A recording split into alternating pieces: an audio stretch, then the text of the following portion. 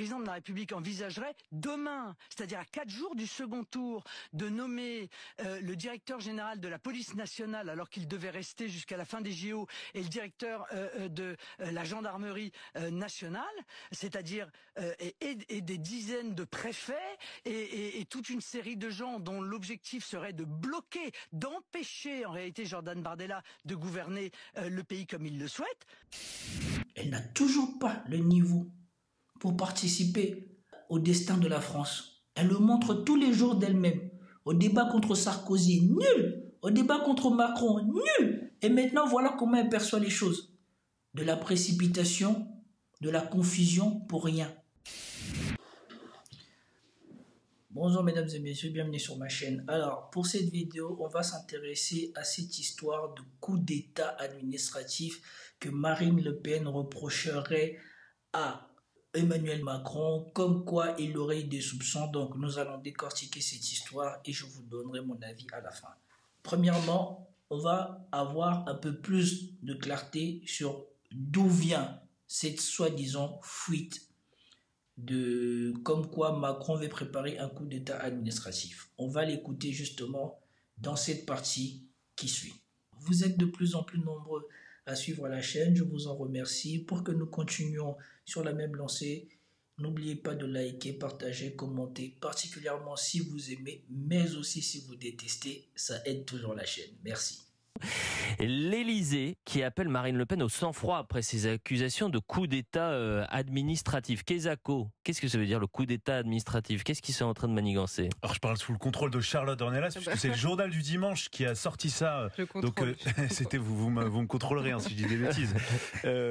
Qui a publié ça, c'était la une du journal du dimanche, donc dimanche dernier, et en fait qui raconte les grandes manœuvres d'Emmanuel Macron pour notamment organiser le plus vaste mouvement préfectoral depuis 2017, notamment pour lui permettre de conserver le contrôle de l'État à travers ses nominations de préfets dans tous les départements, en dépit de sa défaite aux élections. Pourquoi est-ce que Emmanuel Macron prépare ce mouvement préfectoral qui normalement doit être entériné demain en Conseil des ministres? Eh bien parce que vous savez, pour nommer un préfet, eh bien c'est sur proposition du ministre de l'Intérieur et ensuite c'est à la signature du président. Emmanuel Macron anticipe la possibilité de l'arrivée de Jordan Bardella à Matignon et il se dit, mais si demain Jordan Bardella et son ministre de l'Intérieur me proposent des noms de préfets qui ne me conviennent pas, eh bien à ce moment-là, comment est-ce que je fais? Et donc là, en quelque sorte, il change l'équipe des préfets sur l'ensemble d'une partie du territoire pour limiter ou en tous les cas avoir des préfets Macron compatibles plutôt que Bardella compatibles. Et surtout, là où c'est grave d'un point de vue institutionnel, c'est-à-dire que si en tout cas ce mouvement est entériné demain, l'idée d'Emmanuel Macron, c'est de nommer des préfets pour faire de la résistance à la politique qui pourrait être conduite par le gouvernement. D'où l'idée du coup d'État administratif. Or, statutairement, un préfet, c'est le représentant de l'État et du gouvernement dans les départements. En aucun cas, c'est le représentant du président de la République. Et il y a deux nominés, et je termine simplement par là, cher Eliade, vous savez que je suis toujours très bavard. Il y a deux nominations qui posent problème. C'est que, en fait, Emmanuel Macron veut changer le patron de la police et de la gendarmerie. Et qui contrôle la police, contrôle beaucoup de choses. Et non, mais parce que et mettre un profil, par exemple, très politique à la tête de la police nationale, ça envoie quand même le message d'une possible politisation de la police. Et à ce moment-là, je pense que Marine Le Pen s'en offusque, mais je pense qu'il y a beaucoup d'autres représentants politiques. Je pense que, par exemple, un Jean-Luc Mélenchon ou des socialistes sont pas très à l'aise avec ce concept-là. Alors qu'il devait rester jusqu'à la fin des JO, et je rappelle que... Alors ils pourront être nommés avec prise de poste après les Jeux Olympiques, sauf que normalement il faut un délai de 3 semaines maximum entre le moment où vous êtes nommé et le moment de votre prise de fonction. Et vous vous souvenez que Jordan Bardella avait eu un échange sur les réseaux sociaux assez vif avec le patron de la gendarmerie nationale, puisqu'il y avait eu un visuel avec un gendarme de dos qui appelait les gendarmes et les forces de l'ordre à voter RN. Ça n'avait pas du tout plu au ministre de l'Intérieur qui avait donc demandé au patron de la gendarmerie de réagir, et c'est aussi pour ça qu'évidemment il y a des tensions entre le potentiel futur Premier ministre et le patron de la gendarmerie. Le mot de la fin, on salue Louis Dragnel qui retrouve Laurent Ferrari. Vous avez la jeunesse de cette histoire. Le journal dans lequel je travaille, Charlotte Dornelas, a appris que Macron préparait un remaniement des préfets et surtout du chef de la police et du chef de la gendarmerie. Si eux, ils l'ont diffusé le dimanche, ça veut dire que le journal, le JD2, le savait bien avant le dimanche, l'information. Et donc, ils l'ont sorti le dimanche. Et aujourd'hui, nous sommes le mardi 2 juin. Jordan Bardella et la totalité de son alliance totalisent 33, je crois, % des voix. La totalité du Front populaire, ils sont à 28 et quelques ou 29, ou proche de 29. Ensemble est à une vingtaine de points. Et je vous ai décortiqué les résultats en vous disant que selon la base des gens inscrits sur les listes, Bardella, le Rassemblement national ne totalise moins de 20% des inscrits sur les listes électoraux. Alors, pourquoi les autres partis n'ont rien vu à y redire à cette histoire? Parce que si ça a été diffusé dans le JDD, ça veut dire que tous les partis le savent. Pourquoi les autres n'ont rien vu à y redire? Et pourquoi le RN le prennent pour eux? Moi, c'est ça ma question. Et donc, maintenant, écoutons comment Marine Le Pen a voulu monter tout ça en épingle, avant que Emmanuel Macron lui demande de se calmer. Regardez. Comment se comportera le président de la République? Moi, quand je lis, encore une fois, qu'il existe des rumeurs comme quoi le président de la République envisagerait demain, c'est-à-dire à 4 jours du second tour, de nommer le directeur général de la police nationale alors qu'il devait rester jusqu'à la fin des JO et le directeur de la gendarmerie nationale, c'est-à-dire et des dizaines de préfets et toute une série de gens dont l'objectif serait de bloquer, d'empêcher en réalité Jordan Bardella de gouverner le pays comme il le souhaite. Je me dis que c'est une forme de coup d'État administratif. Le cas échéant, coup d'État administratif. Bah oui, écoutez, quand vous voulez contrer le vote des électeurs, le résultat des élections, en nommant des gens à vous, pour qu'ils vous empêchent à l'intérieur de l'État de pouvoir mener la politique que les Français veulent, je suis désolé, je ne sais pas comment vous appelez ça. Au début, je voulais passer et pas décortiquer cette partie. Et je pense qu'il est important de décortiquer cette partie parce que ça conditionne ce que je veux dire après. Regardez comment elle veut se faire passer pour une victime. Et ça aussi, ça vient souligner l'incompétence de ces gens-là. Pourquoi, bien qu'ils représentent un espoir pour une partie de Français, ces gens-là ne peuvent pas gouverner. Souvenez-vous du discours de Jordan Bardella le dimanche. Il a dit qu'il veut être le ministre de tous les Français. Il veut être le ministre qui respecte les institutions. Il veut être le ministre qui respecte le président de la République.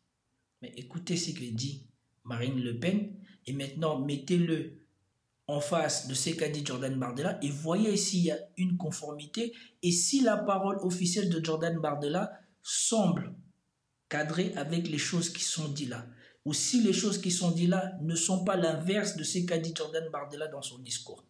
Et pourtant, c'est elle, la patronne de Jordan Bardella.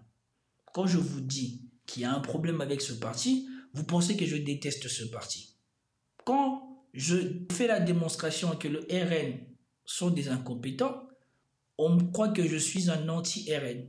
Mais quand je faisais la même chose pour Macron, et j'ai toujours dit que Macron n'aurait jamais dû devenir président, et que les Français ont fauté en élisant Macron, ça ne posait pas problème.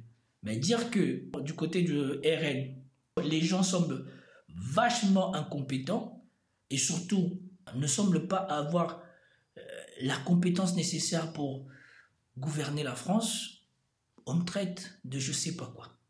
Maintenant, je veux vous décortiquer ce que moi je vois ici, ou ce que moi je perçois ici.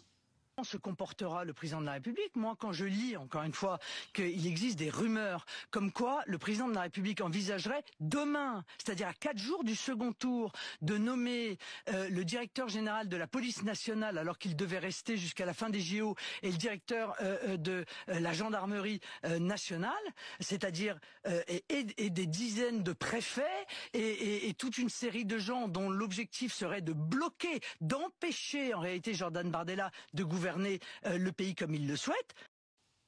Alors que dans le journal, il est dit que Macron fait ça pour garder la mainmise sur la police. Si vous auriez été président, si vous êtes français, que voulez-vous? Vous voulez un président qui ne s'implique pas dans la gestion de l'ordre du pays ou un président qui s'implique dans la gestion de l'ordre du pays. Quand on voit le discours de Jordan Bardella, quand on voit le discours des partisans du RN, c'est des gens à qui on va confier les forces de l'ordre du pays sans prendre des mesures pour les surveiller ou les contrôler. Accepteriez-vous cela? Et maintenant, là où ça devient risible, c'est que, le président de la République, jusqu'au moment où elle parle, il a un gouvernement, et ce gouvernement-là, il est de sa compétence de pouvoir proposer des préfets. Et le président de signer. C'est les jeux des institutions. C'est les jeux qu'ils ont décidé de respecter. Vous n'avez pas attendu d'autres partis parler de cela, parce que c'est le jeu. Mais, voilà ce qui se passe. Quand on vous dit que les gens, quand ils surfent sur la misère des gens, c'est qu'ils n'ont pas grand-chose comme compétence, vous ne croyez pas. Tous les jours, on relève des faits qui montrent que Marine Le Pen n'a sans doute jamais eu le niveau pour être président de la France. Elle surfait sur l'héritage de son père et que jusqu'à maintenant, elle n'a toujours pas le niveau pour participer au destin de la France. Elle le montre tous les jours d'elle-même. Au débat contre Sarkozy, nul. Au débat contre Macron, nul. Et maintenant, voilà comment elle perçoit les choses. De la précipitation, de la confusion pour rien. Il est de la compétence du gouvernement actuel de faire cela. Et il est de la compétence actuelle du président de pouvoir faire cela. En quoi c'est ton problème, toi qui n'es même pas encore au pouvoir? Tu n'es même pas encore au pouvoir, tu n'as pas de réserve de voix, tu veux déjà t'opposer en victime. Ça, c'est quelque chose pour braquer les Français, pour leur faire croire qu'on leur empêche de gouverner la France. Alors que pour gouverner la France, il faut déjà qu'ils montrent qu'ils sont capables de rassembler les Français et de gagner au deuxième tour. Mais comme ils savent, ça devient de plus en plus difficile pour eux de gagner au deuxième tour, maintenant on commence à chercher à se victimiser. Et voilà tout le contraste quand vous pensez à Nicolas Sarkozy quand il était donné perdant contre François Hollande. Il a fait des pieds et des mains pour convaincre et non faire la victime. Ici, quand on n'a pas de compétences et qu'on surfe sur la misère, au moment où il faut montrer de la compétence, c'est le moment où on décide de faire la victime. Et c'est bien ce qui est navrant avec cette dame. Et le culot, il veut empêcher Jordan Bardella de gouverner. Mais Jordan Bardella, il n'est pas encore ministre. Et Jordan Bardella lui-même, il a dit que s'il n'a pas de majorité absolue, il ne sera même pas ministre. Je me dis que c'est une forme de coup d'État administratif. Le cas échéant, coup d'État administratif. Bah oui, écoutez, quand vous voulez contrer le vote des électeurs, le résultat des élections, en nommant des gens à vous, pour qu'ils vous empêchent à l'intérieur de l'État de pouvoir mener la politique que les Français veulent, je suis désolé, je ne sais pas comment vous appelez ça, moi j'appelle ça un coup d'État administratif. Quand vous voulez contrer le vote des électeurs, les résultats des élections, les électeurs, ils élisent des députés ou ils élisent des préfets? Non mais est-ce que vous vous rendez compte de la confusion que cette dame vient mettre? Et c'est ça le problème avec le RN. Tout n'est que confusion quand tu commences à les écouter. Souvenez-vous de Jordan Bardella pendant les débats. Combien de fois, combien de mesures sur lesquelles on l'a pris en flagrant délit en train de revenir, de changer, de dire ceci, cela, aujourd'hui c'est ça, le lendemain c'est pas ça. Combien de fois? Et maintenant on sait d'où ça vient. On sait pourquoi Jordan Bardella n'est pas au point. Parce que sa patronne n'est pas au point. Elle fait de la confusion elle-même. C'est la première fois depuis que je suis l'histoire, je suis la politique, d'attendre quelqu'un dire qu'on veut contrer le vote des électeurs ou on veut voler le suffrage des électeurs en nommant des préfets. Comme il a été bien dit, le préfet représente le gouvernement et l'État, non pas le président. Donc ça veut dire qu'une fois qu'ils sont nommés par le président, ils sont sous la gouverne du Premier ministre. Et donc le ministre peut les révoquer. Je ne pense pas que pour révoquer des préfets, ça soit sur décision unique. du président de la République. Selon la fonction, il y a des fonctions qui sont nommées et révoquées par le gouvernement ou par l'exécutif. Ceux qui sont de la prérogative du chef de l'État sont nommés et révoqués par lui. Ceux qui sont de la prérogative du gouvernement sont nommés et révoqués par soit le Premier ministre, soit son ministre des tutelles. Et donc les préfets, ils sont sous la direction du directeur général de la police ou alors du Premier ministre ou du ministre de l'Intérieur. Donc en quoi c'est que Macron pourrait faire maintenant empêcherait que s'ils arrivent, ils mettent des gens à eux? En quoi? Parce qu'on dit qu'ils sont validés sur proposition du gouvernement. Donc ça veut dire que s'ils ne conviennent pas et qu'il y a des raisons objectives, par exemple l'insubordination, eh bien, ils seraient écartés et ils pourraient proposer à Macron des nouveaux noms. C'est déplorable. Et maintenant, regardez la pirouette qu'elle va utiliser quand cette affaire a été décortiquée et qu'on s'est rendu compte qu'elle parlait trop vite, que ce qui est du prérogatif du président de la République, ce n'est pas et ça ne sera pas de la compétence de Bardella de les nommer et de les révoquer, mais ce qui est de la compétence de Bardella, ben, le président ne pourra rien y faire non plus. Chacun fera son boulot dans la limite de ses fonctions. Et c'est ce que Bardella avait dit qu'il allait faire, respecter les institutions. Mais on voit que sa patronne est nulle. Et donc, regardez maintenant quand elle sort, comment maintenant elle veut changer le débat. C'est pour cela que je vous dis, ce sont des écrans de fumée. Ils sont en train de sentir qu'il n'y a pas de moyen pour eux de remporter ces élections et ils veulent créer des faux problèmes.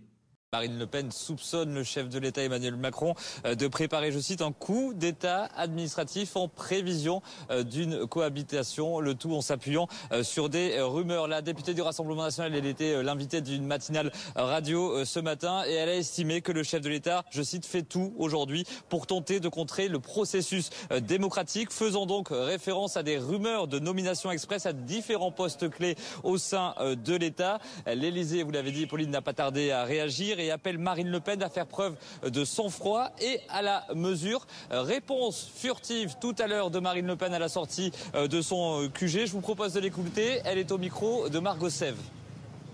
Il faudrait qu'ils écoutent mes émissions.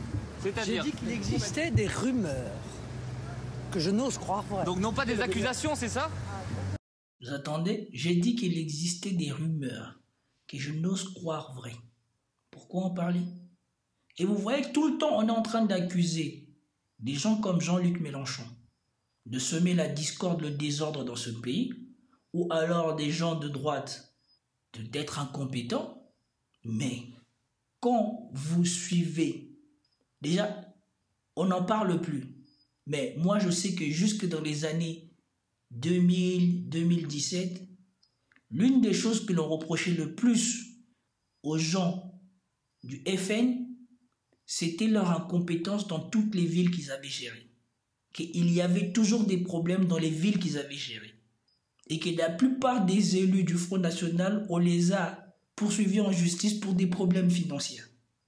Et Marine Le Pen, je suis désolé de le dire, cette dame a suivi les mêmes parcours que moi. Elle est partie jusqu'à être avocate. Mais vous voyez bien qu'ici, contrairement au discours pour faire croire aux Français qu'ils sont capables de se comporter en gens responsables, en gens rassembleurs et de faire passer l'intérêt de la nation au-dessus de tout, on voit bien que ce sont des gens partisans. Leurs militants sont partisans. Leurs collaborateurs sont partisans.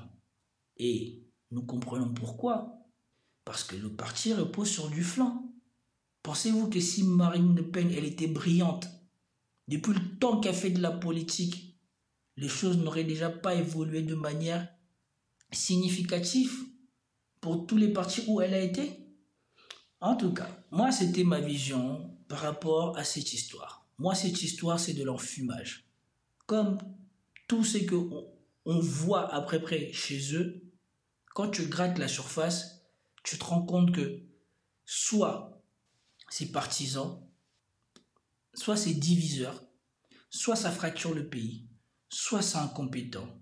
C'est toujours décevant.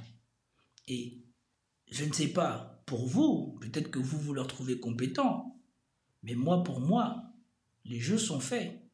Là, depuis dimanche, je ne sais pas combien de cas j'ai relevé, de fois où on voit bien que ces gens-là ne sont pas prêts à gouverner le pays.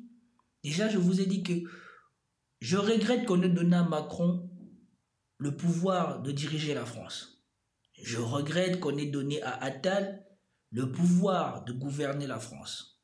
Et j'avais déjà signalé que on ne pouvait pas faire passer quelqu'un qui manifestement n'a pas bossé pendant son mandat de député européen, qui gagne des élections pour être député européen, donc qui n'est pas préparé à gouverner le pays, soudainement, du jour au lendemain, à quelqu'un capable de gouverner le pays. Et je ne voudrais pas faire ici une vidéo pour vous montrer la supercherie de Seke Bardella. Un mec qui n'a jamais travaillé, un mec qui est né avec un père bourgeois, un père qui l'a mis dans des écoles catholiques. Ça veut dire que le mec, il a grandi en banlieue sans connaître ce qu'est vivre en banlieue, parce qu'il n'a pas sociabilisé avec les gens de banlieue, mais il prétend qu'il a grandi et qu'il sait c'est quoi la banlieue. Le mec, à l'âge où tous les Français travaillent dur et n'ont même pas leur premier emploi, on lui avait déjà offert son appartement. C'est sûr qu'il y a eu un coaching significatif pour lui donner l'apparence de compétence. Et je vous ai fait des vidéos ici, je vous ai montré quand il était interviewé dans les chaînes pro-sionistes ou de droite, on évitait de le bousculer parce qu'on savait bien qu'il n'était pas au point et qu'il faisait du par cœur. Donc, je suis désolé, moi cette histoire, c'était la goutte d'eau qui fait déborder le vase. Après, ceux qui veulent voter RN, vous votez RN comme vous voulez. Moi, je ne vous demanderai pas de voter la France Insoumise. Je vous demande de voter selon vos convictions. Si vos convictions, c'est que le RN, c'est bon pour vous, c'est bon pour la France, votez RN. Mais moi, pour ma part, je regrette que la droite n'ait personne de la stature nécessaire pour gouverner ce pays et pour incarner une droite différente de celle-ci. Alors, c'était tout pour cette vidéo. J'espère que vous avez apprécié. Si vous avez apprécié, commentez, likez, partagez. Je vous dis à plus tard. Peace.